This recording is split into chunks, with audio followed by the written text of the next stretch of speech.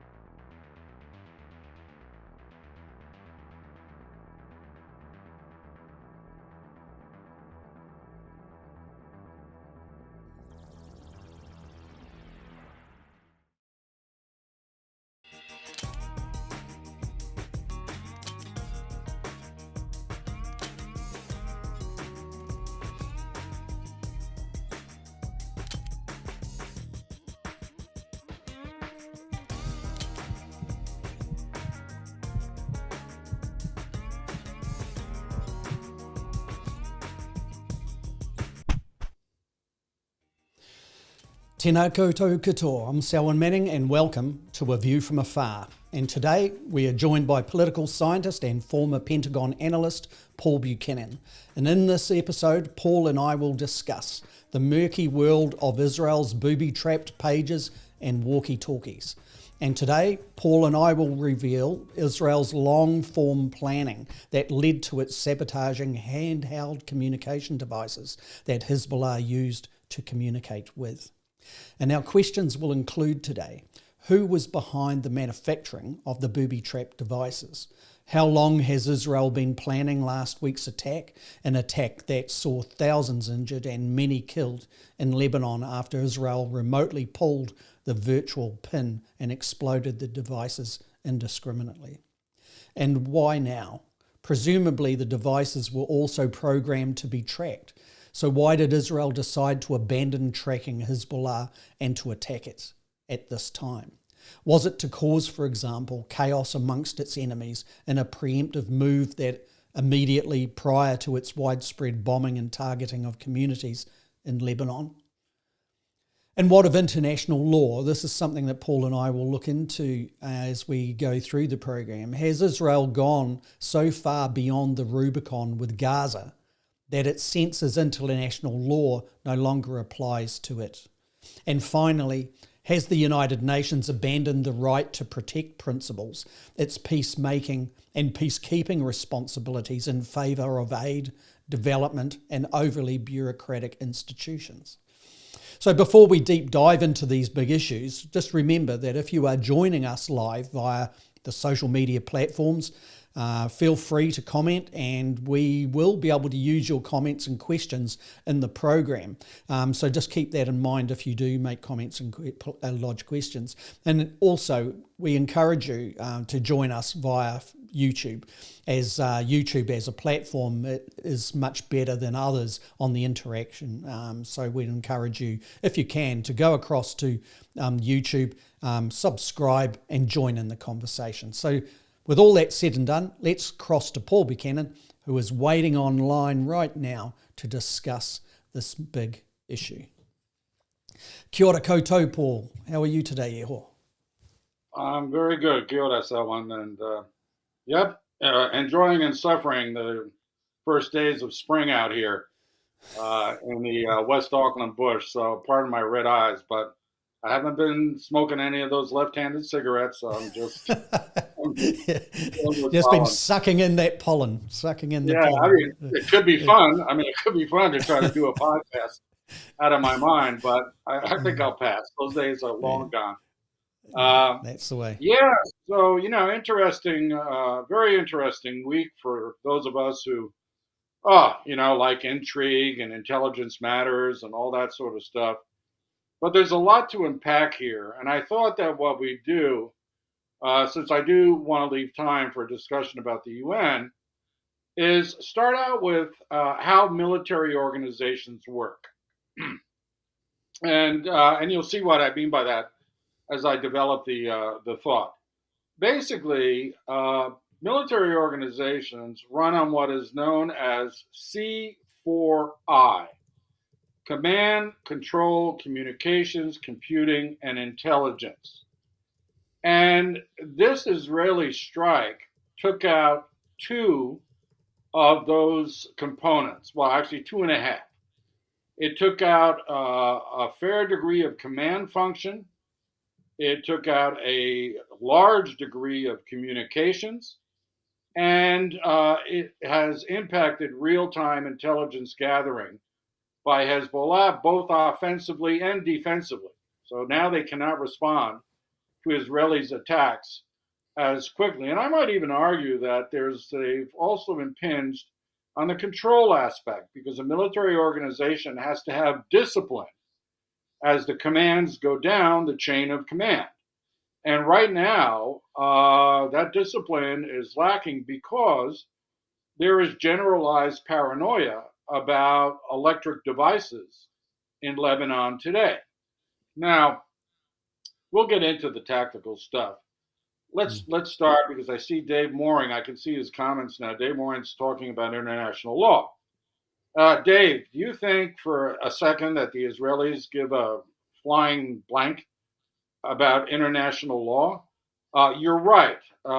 The exploding pagers and walkie-talkies were the equivalent of booby traps. Booby traps are outlawed, by the laws of war. You hear about some forces, usually guerrilla forces, booby trapping dead bodies and that sort of stuff. That's a war crime, right? But to the Israelis, war crimes are lunch.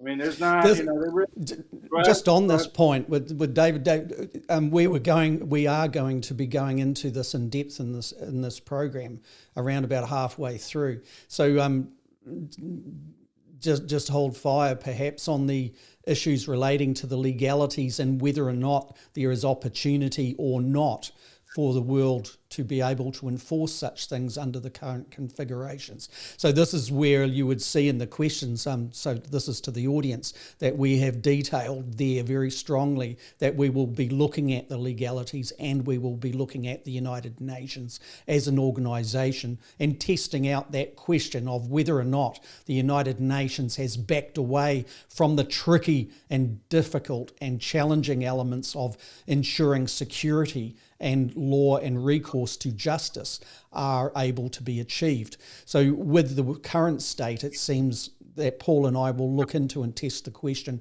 whether the United Nations has moved from an administrative point of view to a more development and aid type of delivery organisation. But of course, that's not what it was initially set up solely to do. So just hold fire on all of that.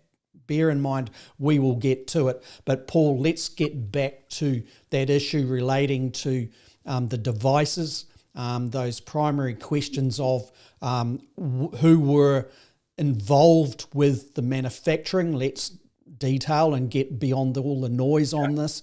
And let's have a look at why now, and what is the strategic advantage, and then we can look at the tactics. Sound good?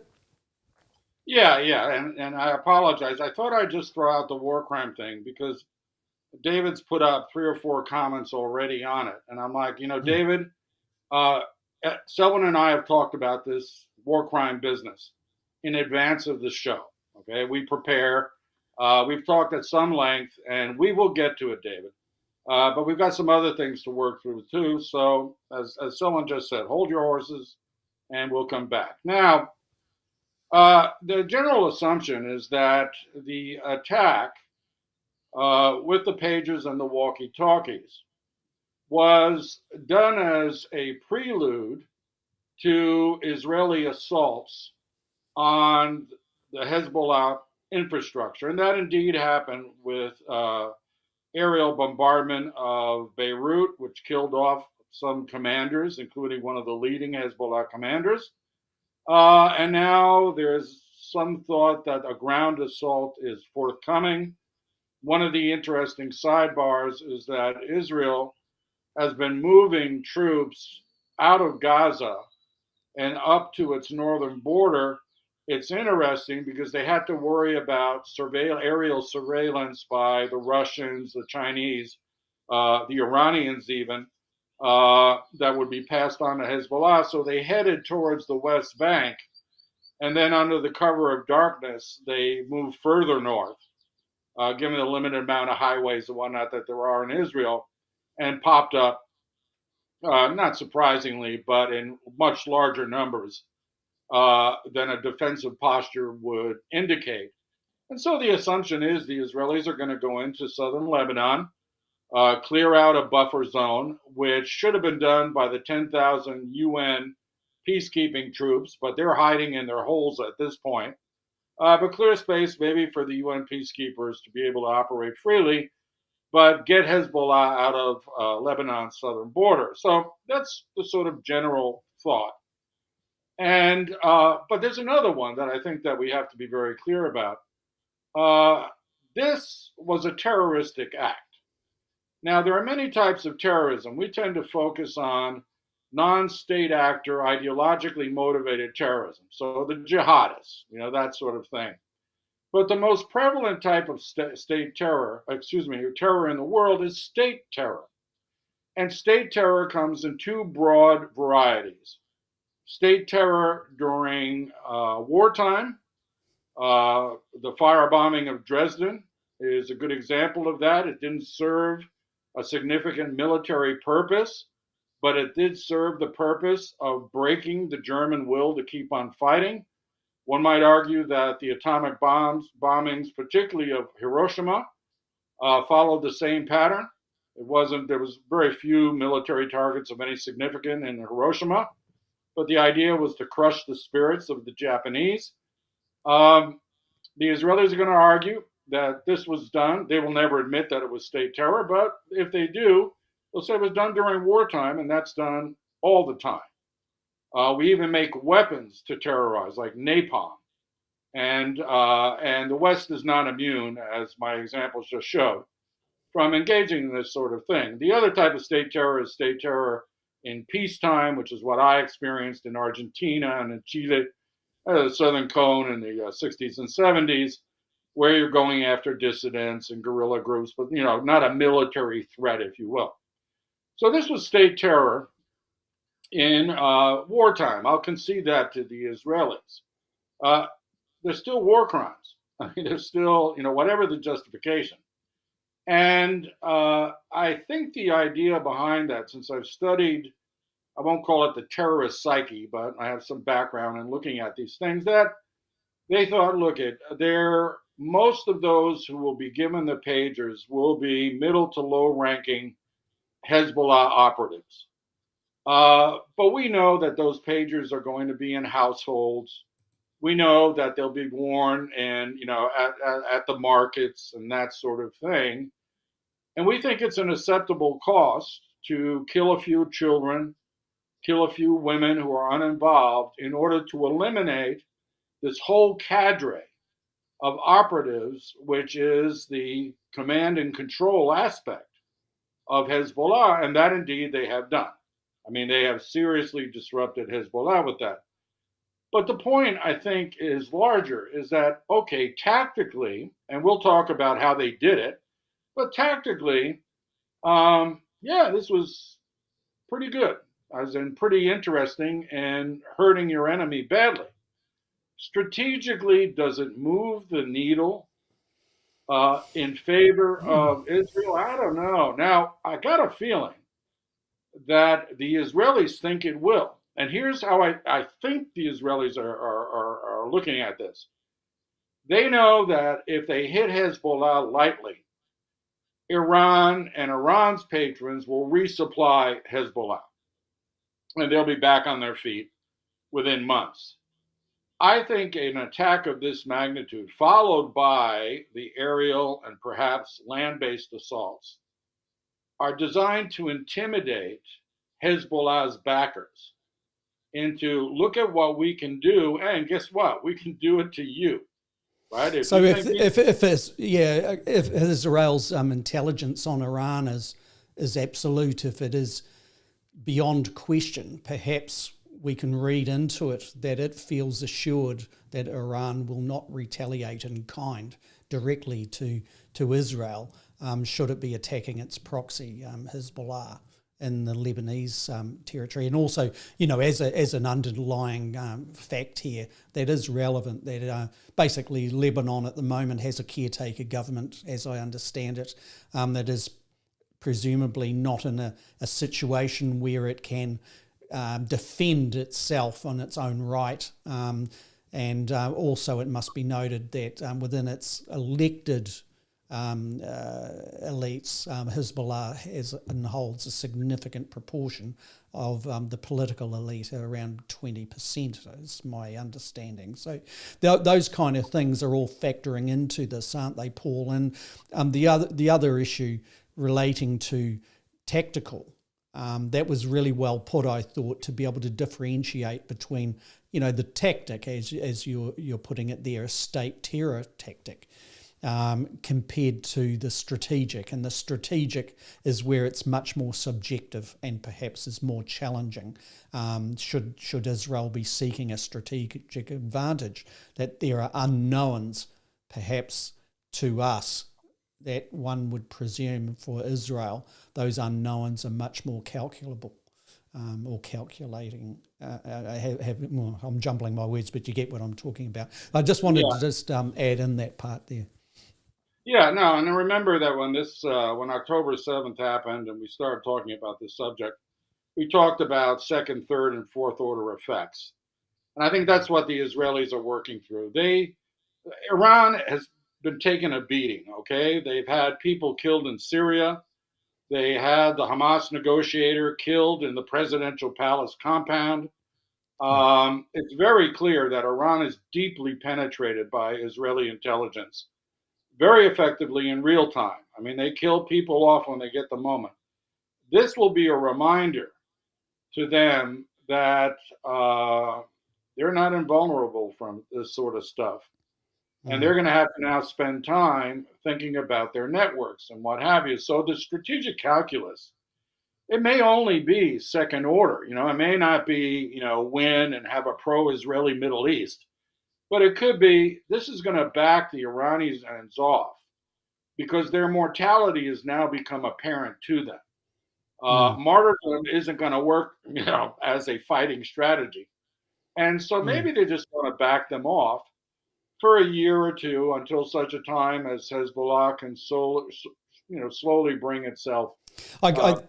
Yeah, I get that. I think there is another element to this, and I'll bring up David's comment just in a moment. But I think too, you get a sense that there's an urgency on Israel's part, that it is going for broke at this stage, and one would imagine that that has something to do with the United States elections as well. That we're in an extreme lame duck situation here. It's obviously hoping for one outcome, but probably expecting its less favourable outcome in the United States elections, and perhaps is trying to force a strategic advantage that may come to pass in those months after the United States elections. That's my feeling on it too. I mean, we used to see this, didn't we, when there would be a conflict and there would be a possible ceasefire coming up, and the basic position of both sides would be to try and actually gain some sort of advantage, whether it be in the conflict zone or in other ways as well. And I think that is another part of Israel's plan. David Mooring has put a comment up here. Doesn't this all just lead to an escalation on both sides with the use of drones increasingly targeting individuals rather than infrastructure? Yes, I believe so. But Paul, over to you with that question. Yeah, let me just refer to 2 points that you made earlier. The first one being, what about the Lebanese government? Well, you're right. It's just a de facto lame duck acting government.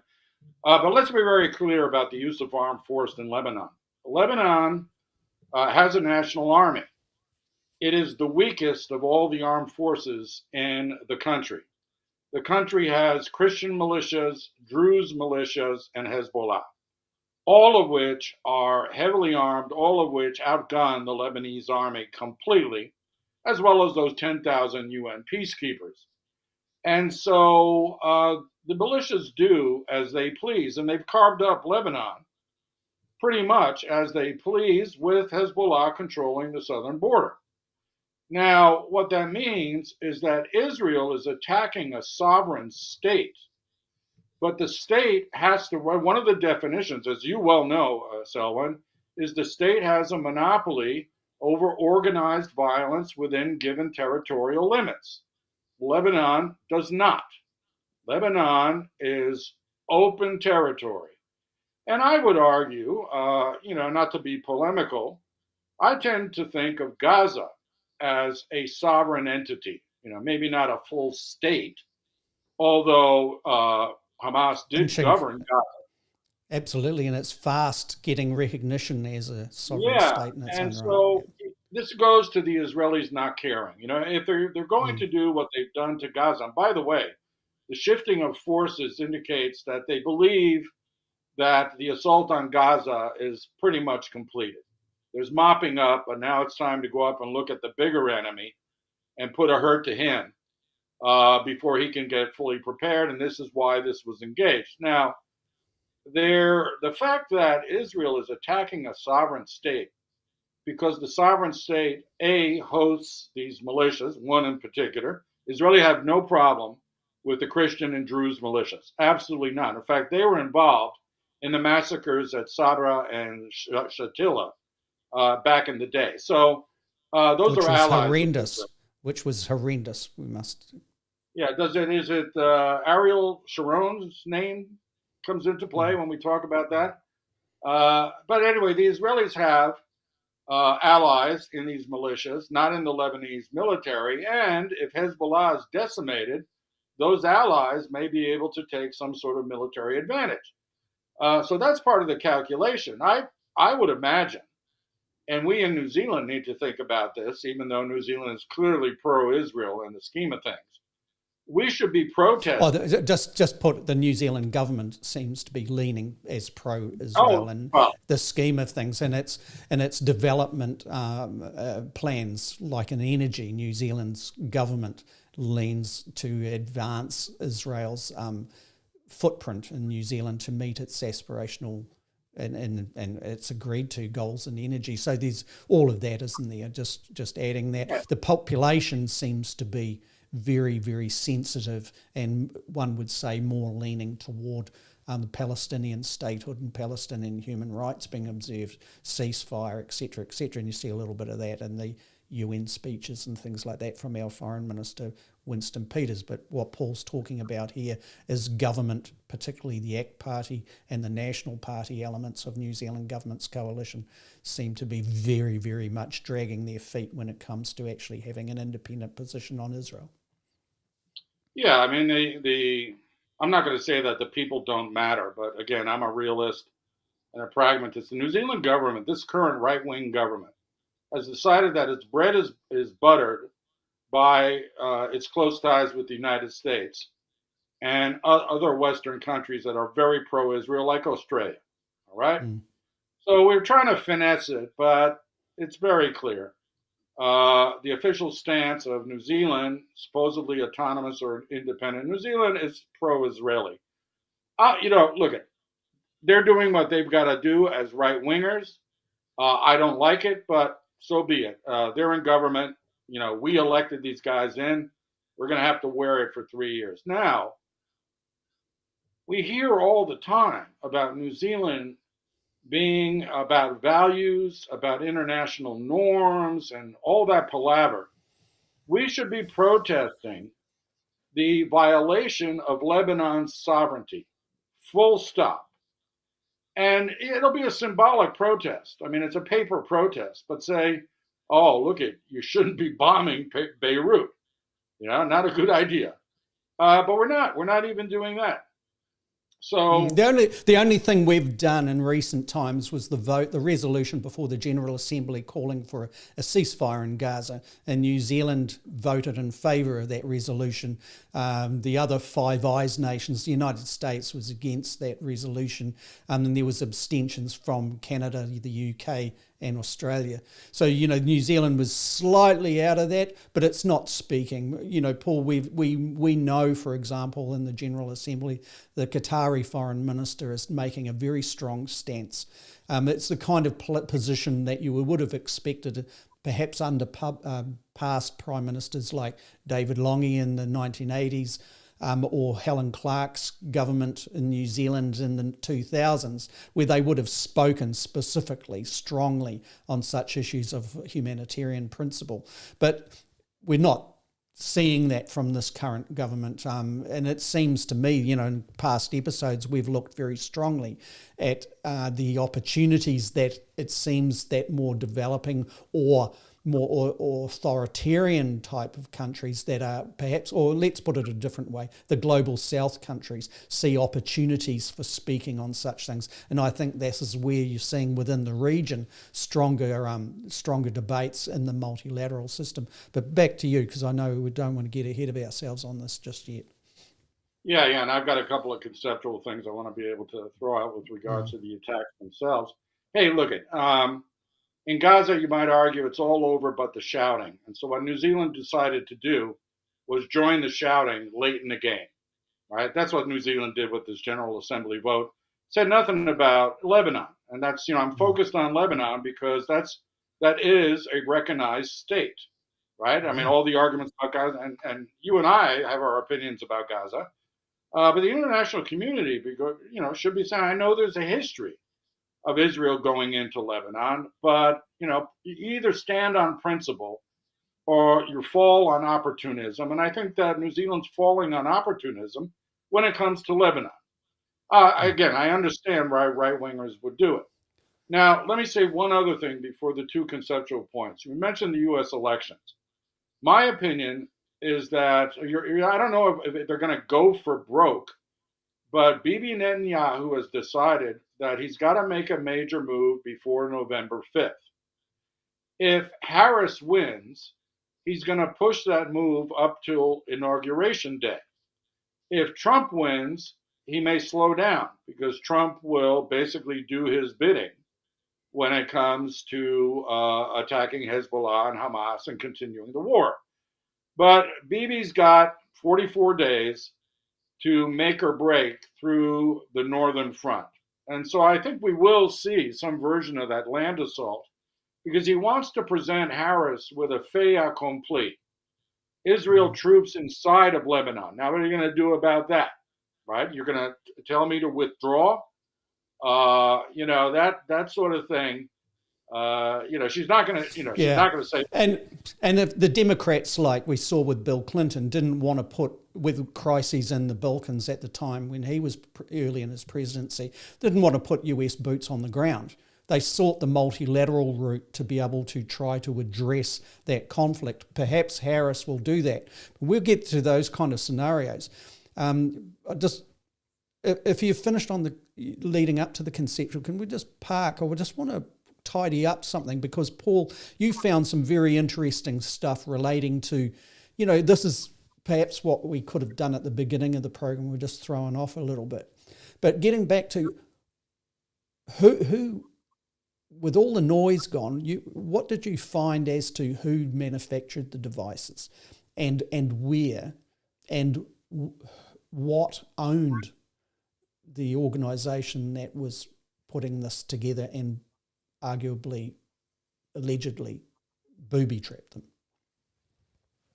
Okay, well, the first conceptual point on that is that, and you and I have talked about this with regards to warfare in general and intelligence gathering, is that when your opponent goes high tech, if you don't have something even more sophisticated, the best thing to do is go low tech. And the lowest form is to have a conversation in a room between two people with no one taking notes. That's the most secure. paper trails are a little more secure, but we now are an interconnected world. So what the Israelis knew is that Hezbollah was worried about their targeting of cell phone towers because off the pings of the cell phone towers, they could locate the cell phones of Hezbollah leaders and commanders. And this has been an issue, believe it or not, in Western democracies, because in Western democracies, most of them, you need a court order in order to access the data coming off of the cell phone. That's one of our democratic protections.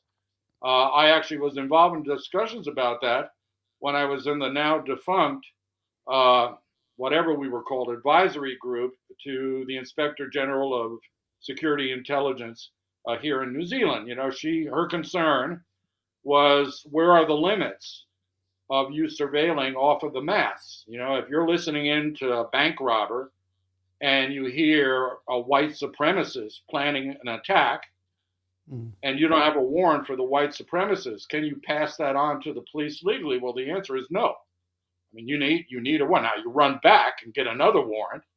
But the point is, in a place like Lebanon, and particularly with regards to Israel, there are no warrants. There are no courts and whatnot. They're going after the cell phone towers to kill these guys. Well, Hezbollah figures it out. They figure out they got to go low, but they're still, because they want to be a seamless modern military machine, they're still going to go with technology. You know, they're not going to send guys on donkeys running around between Lebanese towns. So that's why they went low tech, right, with the pages. And one would presume that the rank and file, even if it's a cell structure, would have their pages. And perhaps the coordinators in the field or sitting there sleeping and waiting would have the walkie-talkies. So the Israelis are obviously all over this, you know. So just wanted to add that in. No, very good. And that was the two waves. Now, you just brought up something very good. The fact that Israel knew all of this, that Hezbollah was looking for lower techs to get their middle level, you know, cadres and militants connected, indicates that Hezbollah has been deeply penetrated by Mossad's moles. Those guys are good. The Iranians have been penetrated. That's why those guys, at great risk to their lives, I might say, are probably the best in the business in terms of penetrating hostile, murderous enemies. Yeah. And so they figure out, okay, these guys have decided to go with a low-tech option. And basically the pager, you get a buzz, and it can be just a word. I mean, there's all sorts of jokes about the pager word was, you know, Allah Akbar, or, you know, something like that. But it usually tells you to call. And then you go to a landline and you call a designated number. You know, there's various ways to do that. But the signal is not connected to the internet or the cell phone network. You know, it's a completely different network. So, but the Israelis were all over that like a rash. And here's the interesting thing that I haven't seen a lot of written about, which is, as we well know, during the pandemic and afterwards, international supply chains were incredibly disrupted. Yeah. And many purveyors, logistical purveyors, but many companies folded during the pandemic. And what that left was much fewer actors in various business sectors, limiting the amount of product that was out there on the global market. Well, one of those actors, or one of those sectors, was the page business, the pager business, and the walkie-talkie business. There were very few suppliers after the pandemic that people could go to. One of them was this Taiwanese firm, which specialized in improving the circuitry of really old-fashioned pagers. But one of their claims was that their pagers were indestructible. That is, you could drop them, you could step on them, because obviously no one thought of putting an explosive into them. The idea was they could be crushed by a truck and still work. So they were the pager of choice. Knowing this, the Israelis set up a front company in Hungary and got a licensing agreement where the Taiwanese firm would receive $15 for every pager, that was sold to the Hungarians. And the Hungarians bought about 100,000 of these things. But there's two versions of the next part of the story. Either the Israelis assembled the pagers in Budapest and loaded the explosives in it, or the more likely story is they transshipped the pagers to Israel and they installed it with a very, very, I won't say rare, but a type of plastic explosive that is much more effective than C4, C3. It's got an acronym, it's like RNZX, but we're talking relatively minute amounts for a very big bang. So And almost unable to be detected with a scan screen. Exactly. And there's some speculation that because it is a plastique, it was wrapped around the lithium batteries that were inside these pagers, that it wasn't sitting, that people said, oh, there was a lump of this stuff sitting next to it and an electronic signal was sent. Whatever this, RNZX is, it may have been so effective, so explosive that you could put a very thin layer. I mean, literally, I won't even say like a taco shell, but something that thin, pastry thin, on the batteries or near the batteries, and they're good to go. They become weapons, booby traps, to be honest. And then they were shipped back to Hungary and shipped commercially off to Beirut. Now, what's interesting about that is obviously Mossad did most of the heavy lifting in this. Shin Bet, which is a domestic intelligence agency in Israel, was involved, but probably by monitoring what Hezbollah may or may not have picked up on the on the radar scope. And then the military, the IDF, was charged, I would imagine, by making sure that that shipment made its way down to Hezbollah's hands. See, in Lebanon, corruption is so intense that everybody takes a cut of anything that comes into the ports. And I would imagine that the IDF made sure that no one touched that shipment. Even if they were just trying to grab pagers, they didn't want them to resell or for warfare purposes. And so it was a coordinated effort between three Israeli security agencies with Mossad in the lead. They had this front organization, and it took advantage of the opportunity presented by the post-pandemic restrictions on supply chains, particularly in the high-tech sector. Amazing. And that's why they started the operation in 2022. They took delivery of the pages in the latter half of 2022. And it's unknown at this point when exactly they transshipped them. But it was a post-pandemic thing. And it's a cautionary tale for all of us who use high-tech devices and are connected to the web. Because, I don't think I'm going to get killed off by an Israeli pager anytime soon. But we have to realize our vulnerabilities because we're so interconnected at this point. It's hard to go back to paper to do security communications. Yeah, it's hard. Like the days of one-time pads and paper kind of tradecraft are long gone. But look, Reese Bourne, hat tip to Reese, who's in the platform at the moment, and he puts a couple of things here, and he says, it begs the question, was the pager plan secondary after the Israelis found out that Hezbollah was going low-tech, or was it always part of the grand plan? And then secondly, Reese writes here, that is, Israel drip-fed that the existing comms network was compromised and had a solution, i.e. the pages, that Hezbollah would go up for and already set up. He says, either way, and thanks for this comment, Reese, on Paul's behalf, either way, I agree with Paul, very, very clever operation. But Paul, back to you on that, because he's nailed down into the next level of Yeah, where you were yeah. going with it. Well, I mean, Reeves would know about some of that. I Mm, look at it's the technological equivalent of a honey trap. mm, If it's true that they suggested via their moles and everything that cell phones were vulnerable, and the best solution is to go to pagers, and they happen to have the pagers. That's now brilliance, piled on top of brilliance.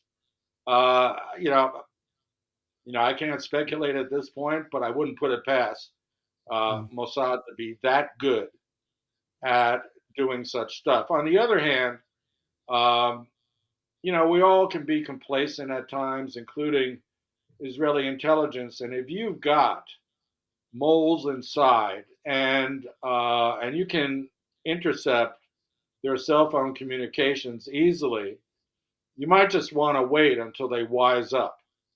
Don't put all the effort into building it. You may have in the back of your mind, and Mossad clearly did, the idea that if they go low tech, we will get into the supply chain of whatever that technology is. As it turns out, it was twofold. It was pagers, but it was walkie-talkies manufactured by a Japanese company. mm, And I think you're right, Selwyn. I think the lower level operatives had the pagers. I think the walkie-talkies were for more senior people, but still a bit further down the chain of command. I know the Iranian ambassador was killed by one or the other, and but it took the follow-up airstrikes to kill off some of the senior leadership because and here's where it works. They got together, 20 Hezbollah leaders got together in a safe house in Beirut because they could not communicate, through cell phones or pagers or walkie-talkies, and Israel was onto them. And mm. so they all got into a room together, and then As Mafia would say, they hit the mattresses or whatever the term used to be. But this is an interesting thing. And like we indicated earlier on, around about this time in the episode, we would start looking at the issues of justice and whether or not international humanitarian law and international law and such things, the laws relating to conduct in warfare and conflict, and whether or not there is any abilities in the current configuration of world affairs to be able to assert such things. Now, we all know that with respect to the conflict that Israel is fighting in Gaza, that the International Court of Justice had a ruling that the disproportionate elements of supposed defence by Israel were verging on the alleged illegal aspects of that, weren't they, with respect to possible testing it out in the court, but there were possible elements of commitments of genocide taking place. And that seemed to be a ruling that was reinforced later, that Israel needed to ease off such things.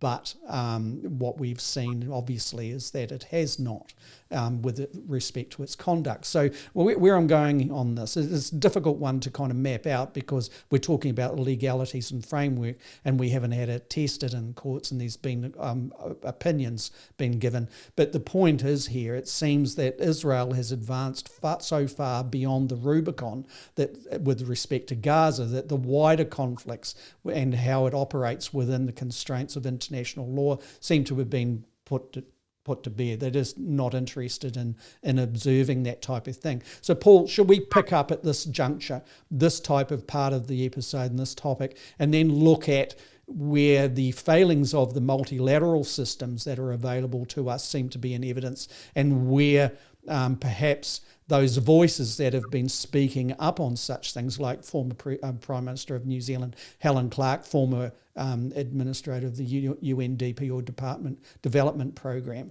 and others. And I'll note that there's been meetings happening also with the Secretary General of the United Nations on exactly these issues at the moment. So, Paul, with that background and contextual thing there that we just put, what's your view on that? And perhaps I should bring in, and acknowledge what David Mooring was writing earlier on in the program, and just highlight this comment that he made here on screen. So is IDF using such injuries caused by the pages, etc., as a means to identify Hezbollah from general population, and also those comments that David had labelled down there in international humanitarian law components to it. All that boils down to, is there an ability for recourse to the law, international law, to take place? Is there issues of justice that can be seen? Does the United Nations still regard it important that it has, perhaps from the General Assembly, its responsibility to protect type principles, and whether or not security in such complex conflicts has been let go in favour of aid and development programs? Well, let me do the bridge between what I said before and where we're going about, how does the international community deal with this? And the bridge is something known as the copycat syndrome. The cat is out of the defensive system will be developed, and then an offensive system will be developed to overcome that defense, so on and so forth. As part of that axiom, the idea is there will always be copycats. And then you'll be forced to develop counters to the copycats. The trouble is, you notice the word copycats is multiple. So now I have no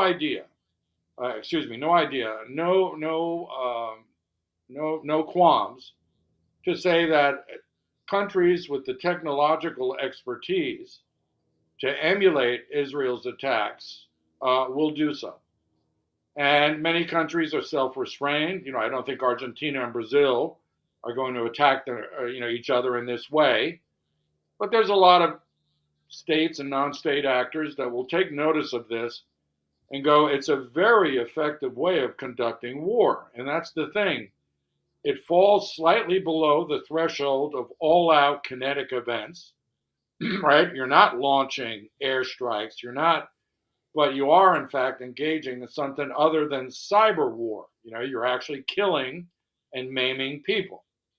And so, like I say, the genie's out of the bottle on this, and it's not going to be good. You see, in the old days, the Russians, they would go and poison their spies, who are living in exile abroad. This may have given them a whole new idea about how to rub out dissidents and other people like that. So, there was always, in the development of weaponry, there's always been the notion that you try to hold on to the new type of weapon until you absolutely need it. Because if you use it sort of casually just to show off, to the enemy, how advanced you are, they will rapidly copy it. So you hold on to new military technologies as long as possible, and that begets the question as to why, Israel did it at this time. Some say that they may have been compromised themselves, so they were forced to pull the trigger a bit earlier. I tend to go with those who say, no, it was a prelude to a larger assault, and the assault may have actually been timed to the U.S. elections. I mean, that's equally plausible. But here's the bridge. The international community, and by that I include the international legal community, has shown itself to be absolutely incapable of countering crimes against humanity, war crimes and whatnot, committed by Israel, but by others as well, state and non-state. It's a toothless wonder. And so the now issues in Afghanistan, which is an UN-endorsed operation of a coalition. And right, so their own mandate resulted in a number of atrocities. And I'm not absolving non-state groups like the Taliban, although they are now the state in Afghanistan. But the point is that the International Criminal Court, the International Court of Justice, just seem incapable of bringing people to justice in anywhere close to real time to the crimes that they've committed. This is only going to add another dimension of futility to the efforts of the international community to get people to stop with this sort of egregious violation of international law. And that too is a copycat thing. If some states see that other states get away with impunity for committing these crimes, a lot of them, I'd hate to say, are likely to do it themselves. And because we're now in that transitional moment where the global north is no longer as dominant as it was and the global south is rising, the hypocrisy of pointing the finger at, let's say, the Taliban or the Russians for their crimes in Ukraine and not equally blaming Israel for the crimes it's committing, quite frankly, no longer holds water. In the old days, everybody was beholden to the North, and so they bit their lips diplomatically because they wanted aid and assistance and all of that. Well, with the global South rising and with alternatives to Western aid by countries such as the PRC, we may start seeing now a move to bring certain Western-backed regimes to justice by third world leaders. Let's just say, as an example, South Africa has already shown itself. Yeah, with the International Court of Justice on Gaza, right on scope. So, but Brazil has stepped up and backed that petition. Since Lula took power in Brazil, yeah. So, excuse me. So, it takes us to the point of, whither the UN.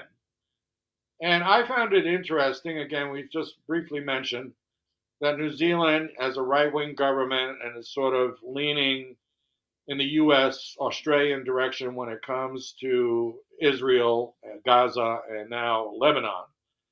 But New Zealand is also supposedly a champion of the multilateral order, of the rules-based order.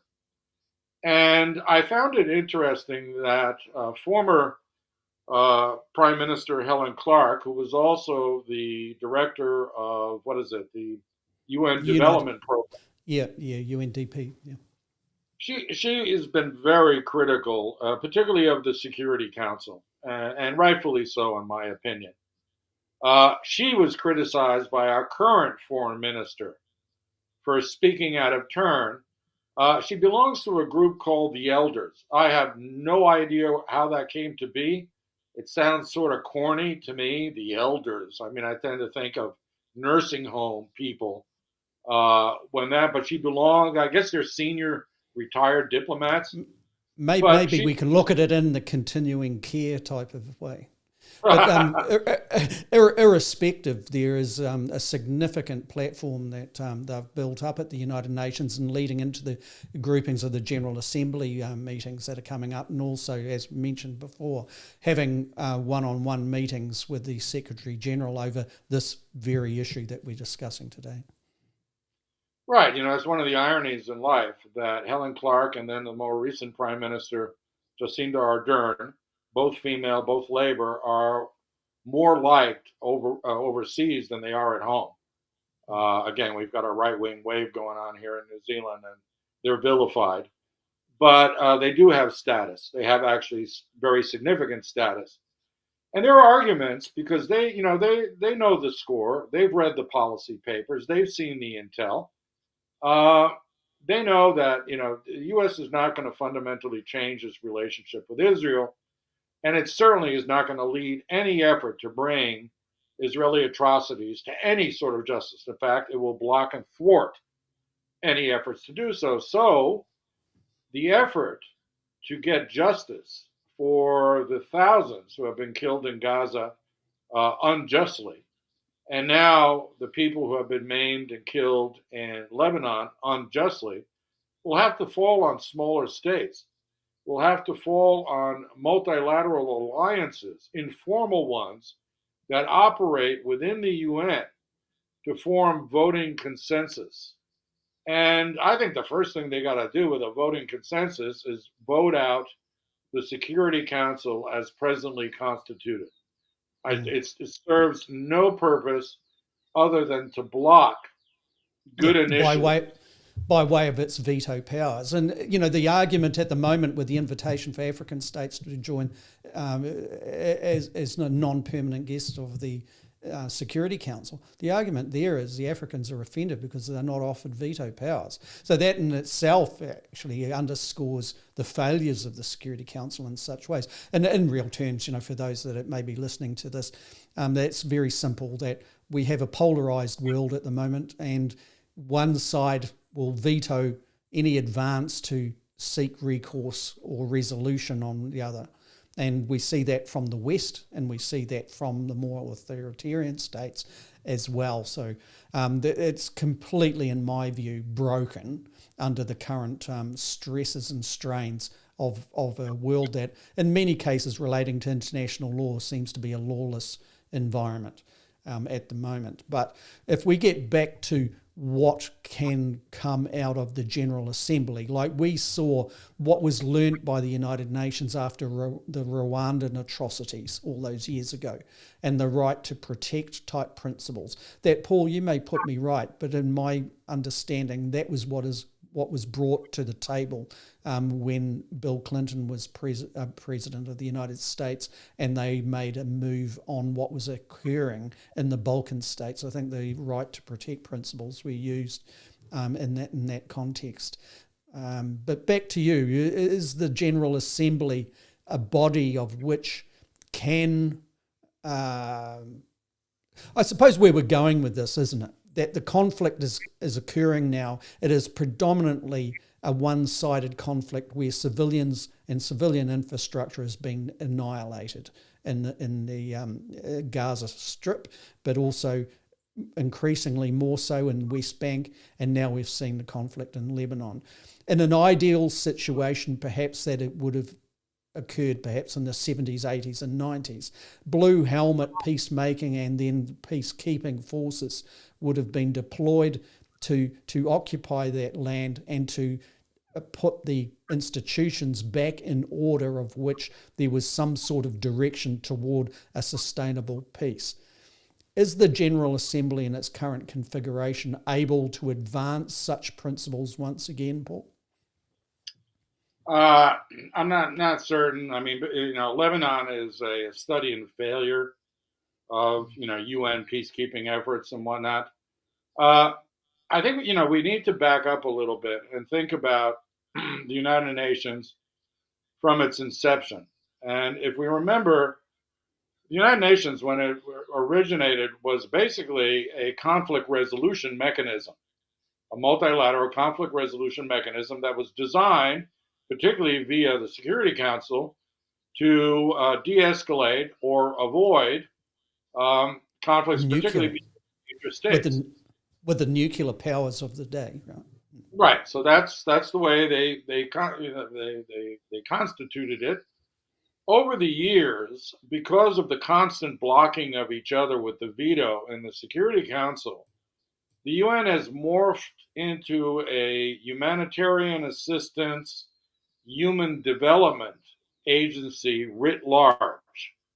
So literacy programs, and then in conjunction with the WHO, vaccination programs, all those sort of things occupy the bulk of what the UN does. And admittedly, a big organization like that with representation in all the countries of the world, there's bound to be corruption, there's bound to be duplication and that. But many developmental and humanitarian experts will say that by and large, the UN does a good job in providing these services to people who otherwise would not receive them. So, on the developmental side, that evolution has been salutary.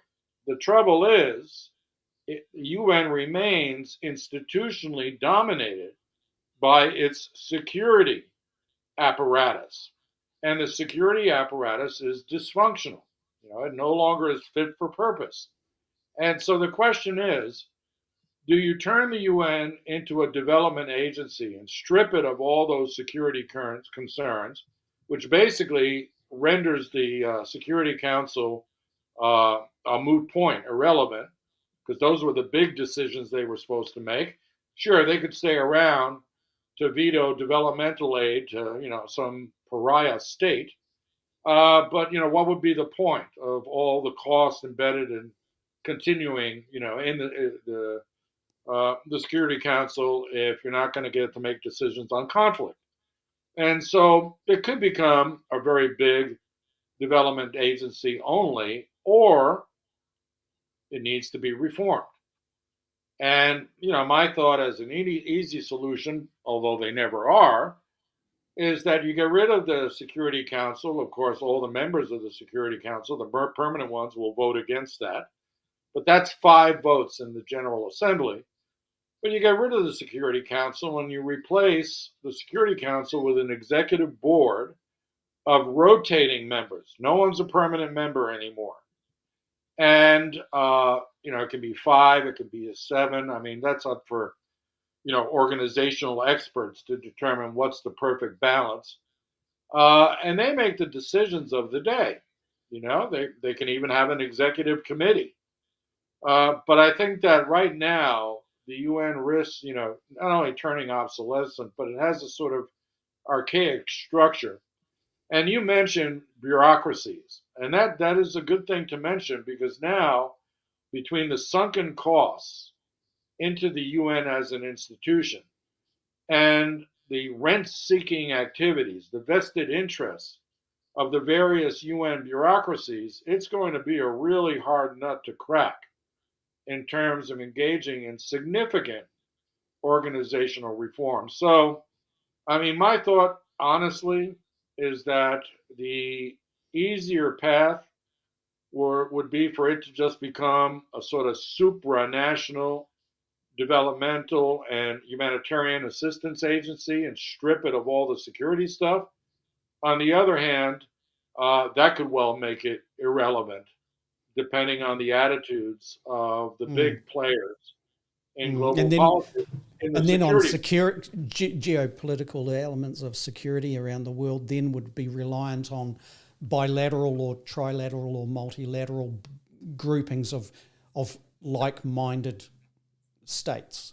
And that perhaps does not provide any forum for security debate between the polarised partners in the world.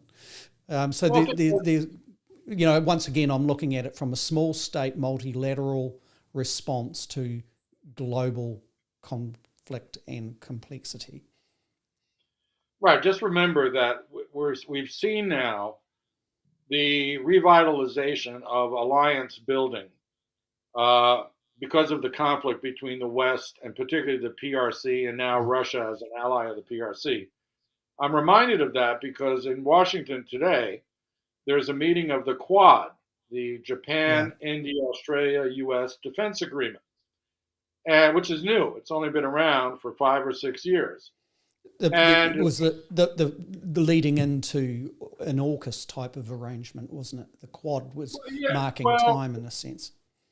Yeah, we'll see if they embrace AUKUS. Japan has been mentioned as being a Pillar 2 possibility.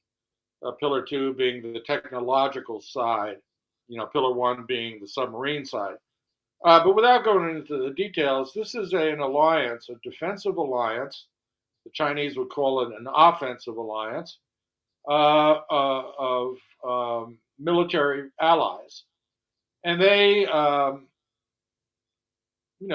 will deal with security things in the Indo-Pacific region. They've now brought up again humanitarian assistance, helping out, coordinating their coast guards, so that if there's search and rescue missions and that sort of thing. I didn't realize this, but a lot of them are still not on the same radio frequencies. They're on their own military frequencies on the naval ships that they deploy in the region. And one of the efforts is let's bring them all in sync on a dedicated frequency that is not considered to be a secret channel that adversaries may want to penetrate.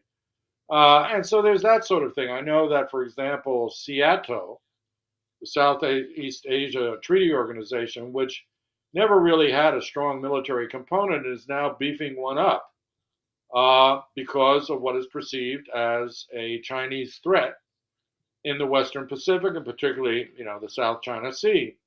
So I could see it working. I could see multilateral networks of military partners, intelligence partners, but most of all, diplomatic partners, which of small size, medium size, can serve as a counterweight to the bullying and the pushing and shoving by the big players. That's where diplomacy comes in, because there's no way that military alliances with smaller nations are going to ever outweigh the alliance amongst the big states. But as our conversation about New Zealand voting against what the other Five Eyes partners voted for in the UN General Assembly resolution, there is room for maneuver within these alliance structures. And I think maybe that might be something to think about, that these structures need to be made more flexible than they have been in the past, that you don't automatically invoke, let's say, Article 5, and an attack on one is an attack on all. That's the NATO Article 5. Yeah. My feeling on it is that we have a global body now that exists with its frameworks that can be reformed into something of which its initial intentions were noted. So basically, we have the apparatus, we have the engagement, we have the ability for dialogue to take place, we have the ability for a vote to be put on a resolution. We have that as an international order where within a multilateral body like the United Nations, there is opportunity that exists. But it structurally, with security, is obviously the Security Council is the main problem there, and the United Nations being dominated by way of, I suppose, contribution in GDP too, by the P5s, that we have a situation of complete chaos, a complete broken system from the point of view of security that needs to be addressed, but no willingness on the part of those most powerful P5s to be able to do so. But it seems like through these conflicts that we're edging toward, and these are conversations that we had in our initial series of A View from Afar going back 5 years ago, Paul, with respect to this issue.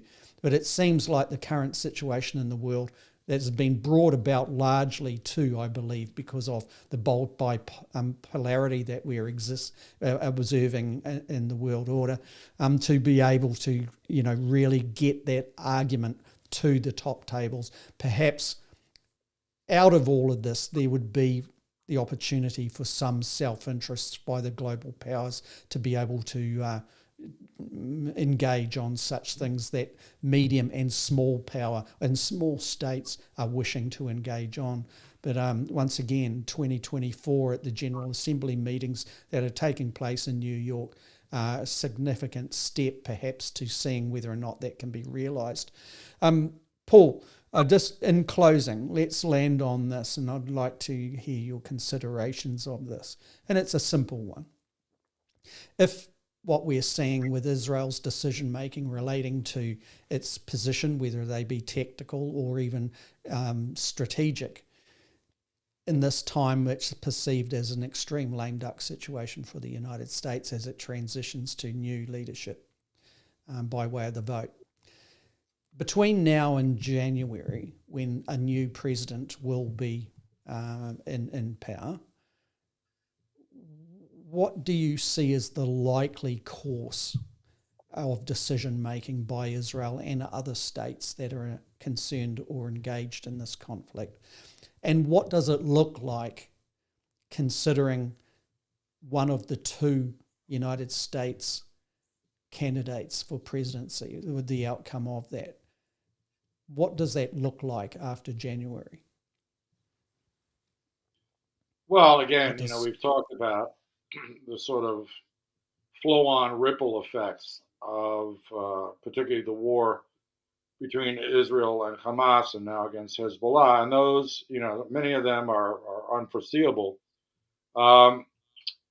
Obviously, the U.S. election will matter in that Trump will just give Netanyahu full backing and a carte blanche to do as he pleases, and that's not a good thing to say the least.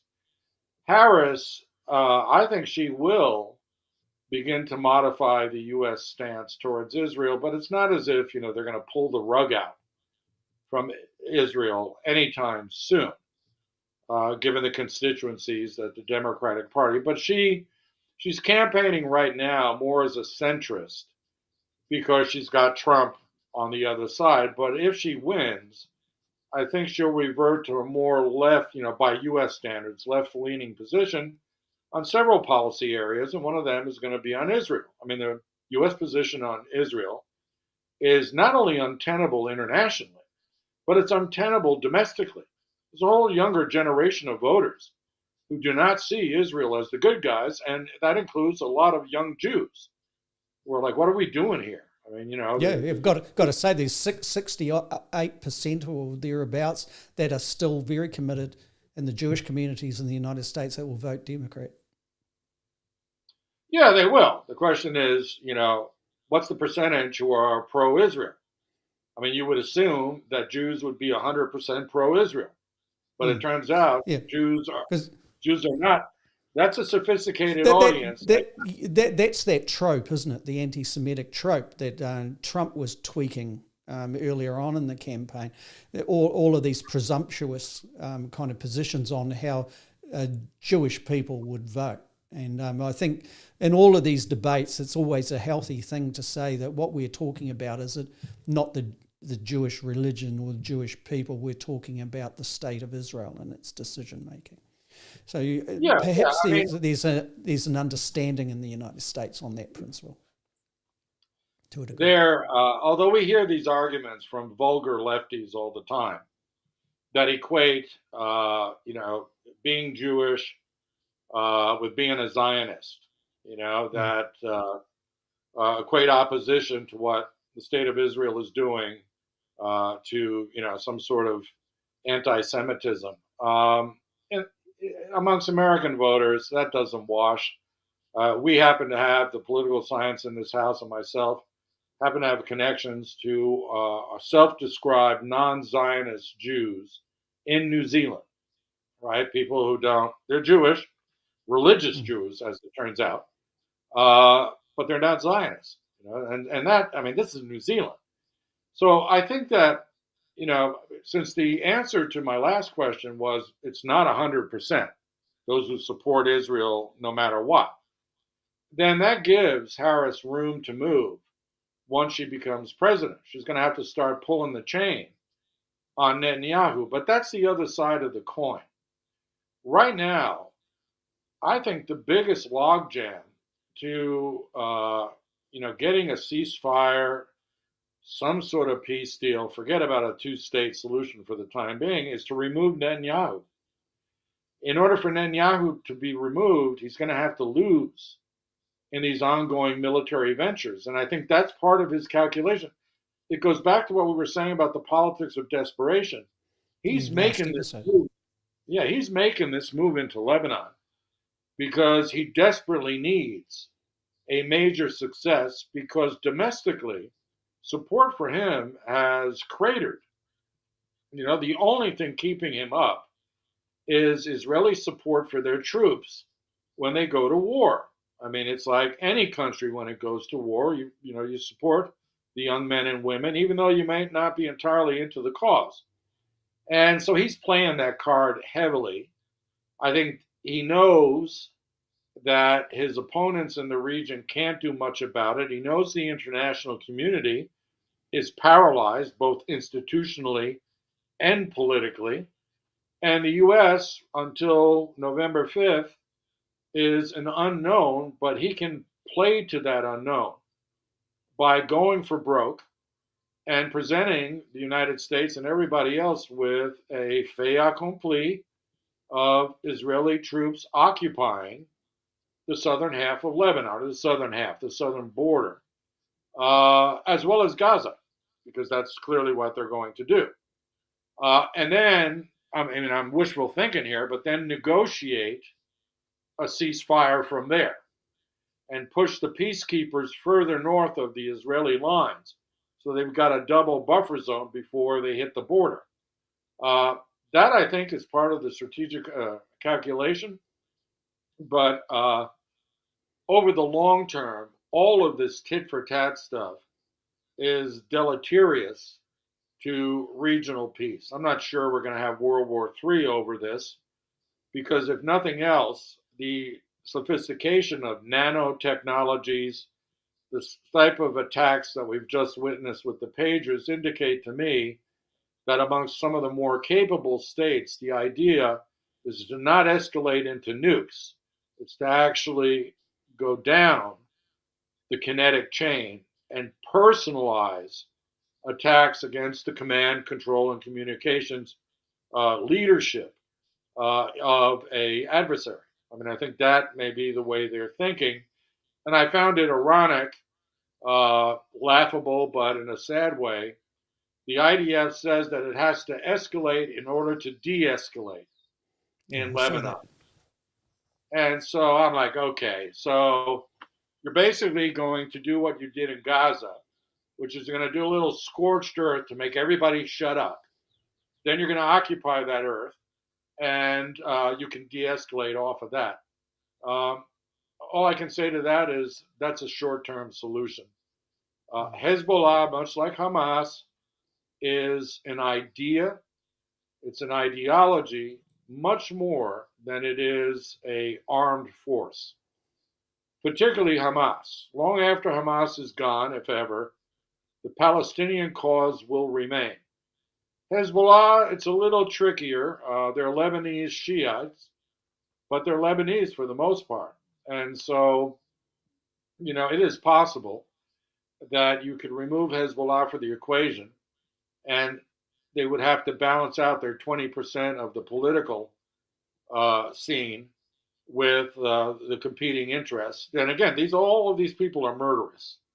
We haven't talked about 1983 and the bombing of the Marine barracks, the killing of French soldiers, but this is just a continuation of that with the militias all involved. So, long story short, everything now is short-term in focus, with the long-term repercussions being likely to be negative, but uncertain at this point in time. And once again, it should be noted in closing that the many tens of thousands of people that have been murdered in the region, in particular in Gaza, are certainly not murderers themselves.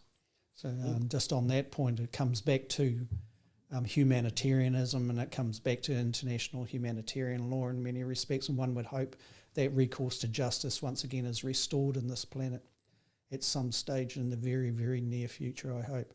And there's great comments coming through in the on the YouTube platform in particular. Want to thank all of those that have taken part in that conversation. Really encouraged by that. David Mooring just says in the closing, why do the IDF still consider this at all a situation that is winnable? And I saw that you put that comment in earlier too, David, so thank you for reminding us. When in reality it is at most deferred the following generation, referred to the following generation, or orphaned terrorists. Quite well said.